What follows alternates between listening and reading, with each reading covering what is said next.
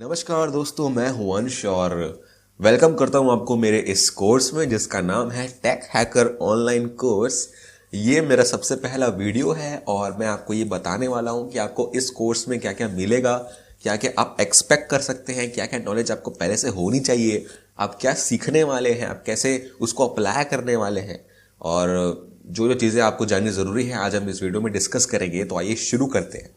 सबसे पहले इस कोर्स का जो कंटेंट है मैंने लिखा है यहाँ पे ethical hacking and cyber security. तो दोनों चीज़ों को मैं एक साथ लेकर चलूंगा। अब साइबर सिक्योरिटी का मतलब ये नहीं है कि मैं सब कुछ सिखाने वाला हूँ, उसमें पूरा डीप में जाने वाला हूँ, और एथिकल हैकिंग का भी मतलब ये नहीं है कि मैं उसमें सब कुछ सिखाऊंगा। कोई भी कोर्स में मैं पहले ये बता दूं, ये डिस्क्लेमर है, आप समझ सकते हो कि किसी भी कोर्स में आप जो भी कोर्स लोगे आपको सब कुछ कहीं नहीं मिलेगा। आपको खुद से तो सीखना पड़ेगा ही पड़ेगा अगर आपको कोई और चीज़ चाहिए, क्योंकि टेक्नोलॉजी हर दिन चेंज हो रही है और हर दिन हम लोग नया चीज़ नहीं ला सकते। तो जो मैं इस कोर्स में इंक्लूड कर रहा हूँ वो मैं सोचता हूँ कि आपको बेसिकली आना चाहिए और वो सब कुछ है, उसकी चिंता बिल्कुल भी नहीं है। जो आपको जानना ज़रूरी है वो सब कुछ है इस कोर्स में, लेकिन जो आपको आगे काम आएगा कुछ कुछ टॉपिक्स ऐसे हैं जो मैं इंक्लूड नहीं कर सकता ना चाह के भी, क्योंकि ये इतना बड़ा है ना, क्योंकि आप इसको सोच नहीं सकते कि एक कोर्स में कितना आ सकता है। लेकिन फिर भी मैंने काफ़ी कुछ डालने की कोशिश की है। तो ये मेरा जो कोर्स है tech hacker online ethical hacking and cyber security course, ये बेसिक या बिगिनर लेवल के लोगों से इंटरमीडिएट लेवल के लोगों के लिए है।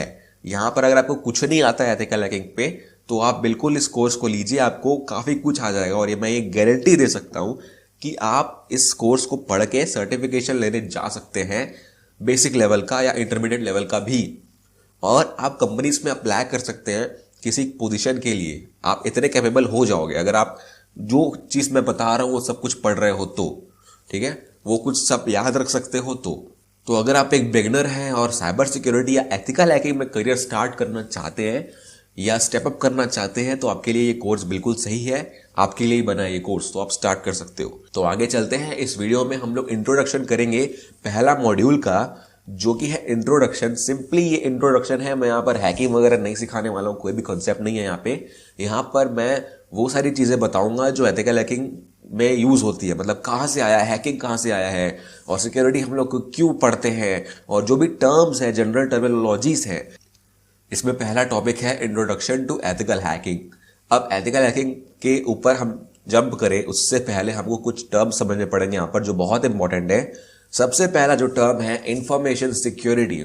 अब बहुत लोग बोलते हैं यार, मतलब दुनिया भर के लोगों से सुना है, चाहे वो हैकर हो, चाहे वो सीएच हो, चाहे वो सिक्योरिटी इंजीनियर की पोस्ट में काम कर रहे हैं, चाहे वो सिक्योरिटी एनालिस्ट की पोस्ट में काम कर रहे हैं, चाहे वो एसओसी एक्सपर्ट की पोस्ट में काम कर रहे हैं, जो भी पोस्ट हो यार, साइबर रिस्क हो, इंसिडेंट रिस्पॉन्स हो, जो भी पोस्ट है, सब में वो यही बोलते हैं कि यार मैं इन्फोसेक की फील्ड से हूँ, मैं इन्फोसेक में काम करता हूँ, मैं इन्फोसेक में मेरा मतलब इंटरेस्ट है। तो इन्फोसेक मतलब क्या होता है यार, इन्फोसेक क्या भला है?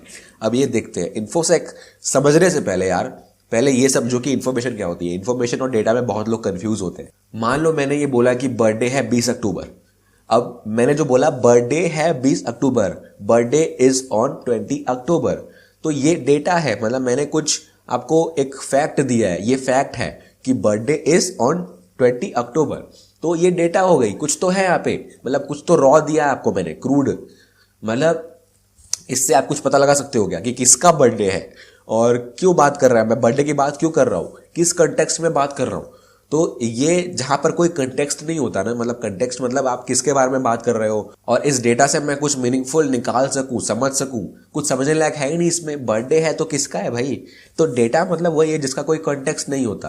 कुछ भी बोल दो आप, जबरदस्ती दुनिया भर की बातें कर दो, लेकिन ये नहीं बता रहे हो कि मैं किस चीज़ की बात कर रहा हूँ, तो वो डेटा हो जाती है। लेकिन अगर आप डेटा में कुछ ऐसा जोड़ दो जो उससे कनेक्ट हो जाए और उससे कुछ मीनिंग निकलेगा। फॉर एग्जाम्पल मेरा बर्थडे 20 अक्टूबर को है, मतलब माय बर्थडे या अंश बर्थडे इज ऑन 20 अक्टूबर, तो ये इन्फॉर्मेशन हो गई। मैं समझ रहा हूँ कि मेरा बर्थडे है। अब मुझे इन्फॉर्मेशन मिल गई अपने बारे में, मतलब किसी को मेरे बारे में इन्फॉर्मेशन मिल जाएगी कि मेरा बर्थडे आता है 20 अक्टूबर को। तो ये इन्फॉर्मेशन है। डेटा और इन्फॉर्मेशन में यही डिफरेंस है कि इन्फॉर्मेशन कंटेक्चुअल होती है, मतलब मीनिंगफुल होती है। डेटा का कोई मीनिंग नहीं होता है। जैसे यहाँ पर भी एक एग्जाम्पल है, computer is data and this is my computer is information. मतलब कंप्यूटर मेरा है, ये इंफॉर्मेशन हो गई। अब कंप्यूटर से आप कुछ पता लगा सकते हो क्या कि कंप्यूटर का क्या, कंप्यूटर कैसे, क्यों, मतलब ये सारे सवाल अगर आपके दिमाग में आ रहे हैं डेटा को लेके, क्या, क्यों, कैसे, कब, तो ये डेटा है, ठीक है। ये कोई रॉ फैक्ट है जिससे आप कुछ मतलब नहीं निकाल पा रहे हो। डेटा मतलब मैंने कुछ भी जंबल कर दिया है यहाँ पे, मतलब कोई इसका मतलब नहीं बन रहा है यहाँ पे, कुछ भी मतलब समझ नहीं पा रहे कि ये है क्या एक्चुअल में, लेकिन उसको सब एक साथ जोड़ दें, ऑर्डर कर दे, सॉर्ट कर दे, तो इन्फॉर्मेशन बन जाती है। मतलब पता चल रहा है कि ये वर्ल्ड मैप है। डेटा में तो बहुत सारे पीसेज हैं, वहां पर हम लोग जोड़ेंगे तब पता चलेगा ना, तो जोड़ने का काम हम लोग इन्फॉर्मेशन में करते हैं। अब बात करते हैं इन्फॉर्मेशन सिक्योरिटी क्यों हमको चाहिए या क्या होता है इन्फॉर्मेशन सिक्योरिटी। अब मैं अगर अपना बर्थडे आपको बताता हूँ, उससे मेरी सिक्योरिटी पे कॉम्प्रोमाइज कैसे हो सकता है। अब मैं आपको बर्थडे बता रहा हूँ तो मतलब उससे कोई मतलब नहीं बनता है ना कि मेरी सिक्योरिटी यहाँ पर कॉम्प्रोमाइज थोड़ी हो रही है। मैं ना अब अपनी पर्सनल इन्फॉर्मेशन दे रहा हूँ, मेरा बर्थडे तो पब्लिक है ना यार। लेकिन अगर मैं अपना फोन नंबर देता हूँ तो हो सकता है कि आप उससे मेरी प्राइवेसी कॉम्प्रोमाइज कर पाए, हो सकता है, कोई पॉसिबिलिटी है, लेकिन बर्थडे से नहीं है। आपका फोन नंबर अगर मेरे को मिल जाता है तो मैं उसमें बॉम्बिंग कर सकता हूं या आपको इम्पर्सनेट कर सकता हूं, काफी कुछ कर सकता हूं। तो फोन नंबर कॉन्फिडेंशियल होता है यार, आप सबको तो नहीं देते हो ना फोन नंबर। तो इसीलिए इंफॉर्मेशन सिक्योरिटी का मतलब क्या होता है यार, कि इंफॉर्मेशन को किसी थर्ड पार्टी से बचा के रखना। मतलब जो मैं नहीं चाहता किसी को मिले, मतलब किसी पार्टी को मिले, जिसको मैं चाहता हूं सिर्फ उसी को मिले, तो हमको उसको सिक्योर रखना पड़ेगा। और यही सारे टूल्स और पॉलिसीज जो है वो इंफॉर्मेशन सिक्योरिटी में आते हैं। मैंने एक पॉलिसी बना दी कि मेरे को इस पर्सन ए को अपनी इंफॉर्मेशन नहीं देनी है या मेरी इंफॉर्मेशन उसको एक्सेस नहीं होनी चाहिए, तो मेरी ये पॉलिसी है कि ए को ना मिले। और उसके लिए जो मैं टूल्स यूज करूंगा ये इंश्योर करने के लिए कि ए को ना मिले, वो मैं टूल्स और पॉलिसी सारी इंफॉर्मेशन सिक्योरिटी में डालूंगा। ये सब कुछ सब कॉन्सेप्ट इंफॉर्मेशन सिक्योरिटी का है।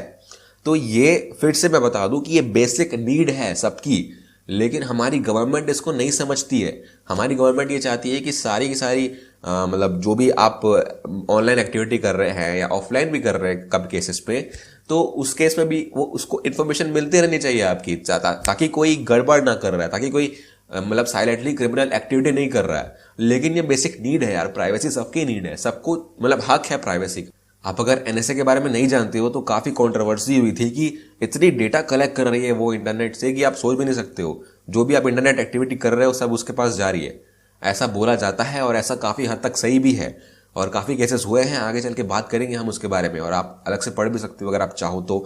यूएसए की गवर्नमेंट और एनएसए के बीच में जो भी हो रहा है काम अभी इंटरनेट पे, तो वो आप पढ़ सकते हैं। ये सिक्योरिटी का जो कंसेप्ट है ना, ये नया नहीं है, ये बहुत पहले से यूज होता आ रहा है। लेकिन जो इन्फॉर्मेशन सिक्योरिटी का जो टर्म हमने इंट्रोड्यूस किया है ना, ये हम लोग मतलब रिसेंट ईयर्स में यूज कर रहे हैं। लेकिन सिक्योरिटी बहुत पुरानी हिस्ट्री है इसकी। एक वेल नोन एग्जांपल है यहाँ पर एनिग्मा मशीन, जो जर्मन्स के द्वारा यूज किया जाता था, नाजी गवर्नमेंट के द्वारा। मतलब वर्ल्ड वॉर 2 के टाइम पे ये लोग यूज करते थे एनिग्मा मशीन। ये क्या होती है? ये एक एनक्रिप्शन मशीन है। ये एनक्रिप्शन है जो एनक्रिप्ट करता था डेटा को, मतलब सीक्रेटली इंफॉर्मेशन शेयर करने के लिए यूज होता था जर्मन्स के बीच में, पुलिस ऑफिसर्स के बीच में, गवर्नमेंट के बीच में, वॉर के टाइम पे। ये कैसे काम करता है? इसके अंदर बहुत सारे रोटर मशीन्स थे। अगर आपको रोटर मशीन्स के बारे में पता है तो आप समझ सकते हो। ये मतलब इलेक्ट्रिकल और मैकेनिकल कॉन्सेप्ट्स को मिला के बनाई गई थी ये मशीन। मतलब इलेक्ट्रो मैकेनिकल मशीन है जो 26 लेटर्स, इंग्लिश के 26 लेटर्स पे, हर लेटर पे दबाने के बाद, की प्रेस करने के बाद एक यूनिक रैंडम लेटर हमको जनरेट करके देता था। मतलब एक बल्ब होता था, मतलब एलईडी होता था। हम लोग जो भी बटन क्लिक करेंगे एक नया बटन, उसी के ऊपर एक लाइट अप होता था। तो उससे हम लोग एनक्रिप्ट करते थे डेटा को और सामने वाले को भेजते थे, और फिर जो वो सामने वाला था उसको रिवर्स करता था उसको डेटा मिलने के लिए। यहाँ पर आप देख भी सकते हो कि एनिग्मा मशीन दिखती कैसे थी। यहाँ पर कोई की अगर आप प्रेस करोगे ना तो उसके ऊपर 26 मतलब पोजीशंस और हैं जहाँ पर लाइट्स जलती हैं। तो कोई भी रैंडम की अगर आप यूज कर रहे हो, प्रेस कर रहे हो, तो उसके ऊपर रैंडम दूसरी की लाइट अप हो जाती थी। तो ये एक मैकेनिज्म था अंदर, एल्गोरिथम था उसका। रोटर मशीन्स आप ऊपर देख रहे हो, बटन्स के ऊपर जो 2 सेट्स ऑफ बटन्स हैं, उसके भी ऊपर 3 मतलब गियर्स टाइप के हैं, वो रोटर्स हैं। तो उसी कॉन्सेप्ट पे काम करता था एनक्रिप्शन के लिए। अंदरूनी में बहुत सारे टेक्निकल सर्किट्स लगे हुए थे एक की को दूसरी की से जोड़ने के लिए। तो हर बार रैंडम आती थी, हर बार सेम नहीं आती थी। वो डिपेंड करता है कि रोटर मशीन्स का इनिशियल पोजीशन क्या है। तो वो अगर आप सामने वाले को बता दोगे वो सीक्रेट की होता है, अगर आप सामने वाले को बता दोगे तो वो रिवर्स करके उसको मैसेज वापस पढ़ सकता है। तो ऐसे काम करता था, बहुत इंटरेस्टिंग है। मैं आपको लिंक्स दे रहा हूँ रेफरेंसेस के मतलब फाइल में, आप वहां से जाके इसके बारे में और पढ़ सकते हैं। अब ऐसी ऐसी चीजें होती है ना, अगर आपको मैं बोलूँ कि कोई आपको कॉन्स्टेंटली वॉच कर रहा है, आपका जो कैमरे का, लैपटॉप का जो कैमरा है या आपके फ़ोन का जो कैमरा है, अगर वो कोई यूज़ कर रहा है आपके परमिशन के बिना, तो सोच सकते हो आपकी जो भी आप सामने कर रहे हो, जो भी चल रहा है आपके सामने, वो सब कुछ वो देख पा रहा है। तो ये चीज़ आपको आप अलाउ करते हो क्या ये चीज़ को, कि आपको कोई कॉन्स्टेंटली वॉच करे, आपकी प्राइवेसी की धज्जियाँ उड़ जाए? अब उस केस में आप क्या करोगे? आप कुछ ना कुछ तो करोगे ना, मेजर लगाओगे ना कि हाँ मेरे को सिक्योर रहना है, मैं क्या कर सकता हूँ इसके लिए, क्योंकि मैं रोक नहीं सकता इस सब चीज़ों को, क्योंकि बहुत फैल रहा है, ये आपके हाथ में है ही नहीं। Security is quality of information, इसका मतलब ये कि इंफॉर्मेशन कितनी सही है, कितने हद तक ट्रस्ट कर सकते हैं हम उस पर, वो सिक्योरिटी बताएगी हमको। सिक्योरिटी इज फ्रीडम, इसका मतलब यही साफ साफ है कि आपको अगर कोई मॉनिटर कर रहा है तो उस केस में तो प्राइवेसी गई ना, धज्जियां उड़ गई। तो अब फ्रीडम का मतलब ये है कि आप खुद से जो करना चाहो अपनी मर्जी से आप कर सकते हो, आपको हक है प्राइवेसी का। तो प्राइवेसी इज मतलब बहुत ज्यादा इंपॉर्टेंट टर्म है आज के दिन में, तो जो हमको नहीं मिल पा रही है। Security is an asset. Asset का मतलब जो आपका हक है, जो आपके मतलब सिर्फ आपका कंट्रोल है उस पर, आपने ओन किया हुआ है, अपनी सिक्योरिटी आपने ओन की है, तो मतलब आपका एसेट है सिक्योरिटी। तो ये इंपॉर्टेंट चीजें हैं जो आपको समझनी है।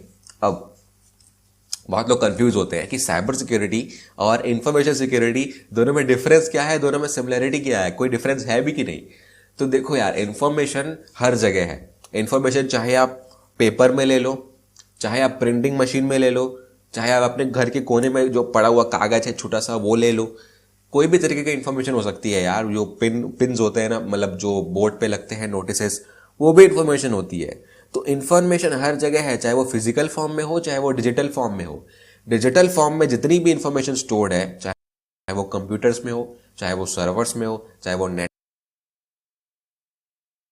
में हो, चाहे वो अभी कहीं भी ऑनलाइन डिजिटल फॉर्म में स्टोर हो रही हो, जो एक्सेसिबल है नेटवर्क के थ्रू, या जो नहीं भी है अभी, जो क्लोज सिस्टम है, ऑनलाइन डिजिटल सिस्टम है, उसमें भी जो इन्फॉर्मेशन स्टोर्ड है, वो सब कुछ आता है साइबर सिक्योरिटी में।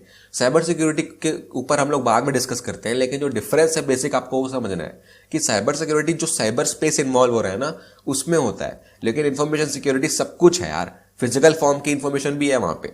तो इंफॉर्मेशन इन्वॉल्विंग साइबर स्पेस दोनों का कॉमन है, इंटरसेक्शन है दोनों का। तो इंफॉर्मेशन सिक्योरिटी में साइबर स्पेस भी आता है, लेकिन साइबर सिक्योरिटी में वो भी आता है जो इंफॉर्मेशन सिक्योरिटी में नहीं आता है। वो हम लोग बाद में देखेंगे कि क्या नहीं है इन्फोसेक में। तो इस वीडियो में तो बस इतना ही। Thank you.